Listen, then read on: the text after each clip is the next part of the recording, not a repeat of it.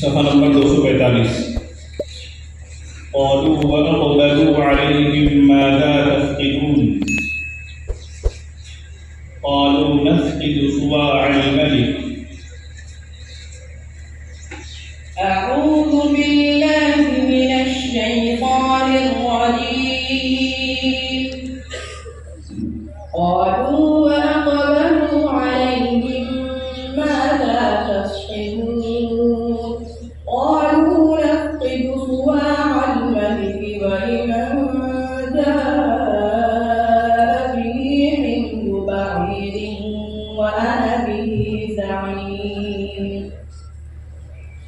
क़ालू तल्लाहि लक़द अलिमतुम मा जि'ना लिनुफ़्सिद फ़िल अर्ज़ि व मा कुन्ना सारिक़ीन। क़ालू फमा जज़ाउहु इन कुन्तुम काज़िबीन। क़ालू जज़ाउहु मन वुजिद फ़ी रहलिही फ़हुव जज़ाउहु कज़ालिक नजज़ि الظالمين। فبدأ بأوعيتهم قبل وعاء أخيه ثم استخرجها من وعاء أخيه كذلك كدنا ليوسف ما كان ليأخذ أخاه في دين الملك إلا أن يشاء الله نرفع درجات من نشاء وفوق كل ذي علم عليم. قالوا إن يسرق فقد سرق أخ له من قبل فأسرها يوسف في نفسه ولم يبدها لهم قال أنتم شر مكانا والله أعلم بما تصفون. قالوا يا أيها العزيز إن له أبا شيخا كبيرا فخذ أحدنا مكانه إنا نراك من المحسنين. قال معاذ الله أن نأخذ إلا من وجدنا متاعنا عنده إنا إذا لظالمون. बस सफ़ा नंबर 492। ولولا أن يكون الناس أمة واحدة لجعلنا لمن يكفر بالرحمن لبيوتهم. أعوذ بالله من الشيطان الرجيم. ولولا أن يكون الناس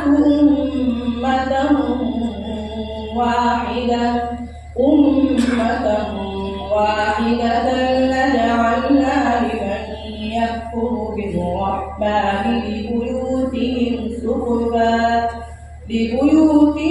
سقفا من فضة ومعارج عليها يظهرون ولبيوتهم أبوابا وسررا عليها يتكئون وزخرفا وإن كل ذلك لما متاع الحياة الدنيا والآخرة عند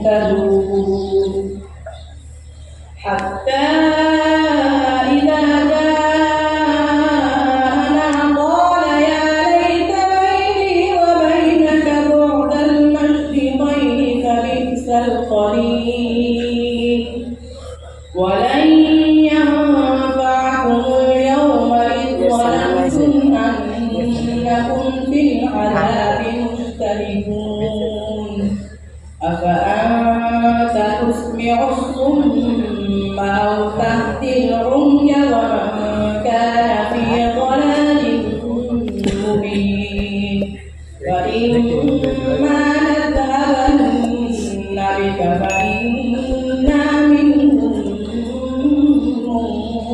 منتقمون أو نرينك الذي وعدناهم فإنا عليهم مقتدرون فاستمسك بالذي أوحي إليك إنك على صراط مستقيم وإنه لذكر لك ولقومك وسوف تسألون واسأل من أرسلنا من قبلك من رسلنا أجعلنا من دون الرحمن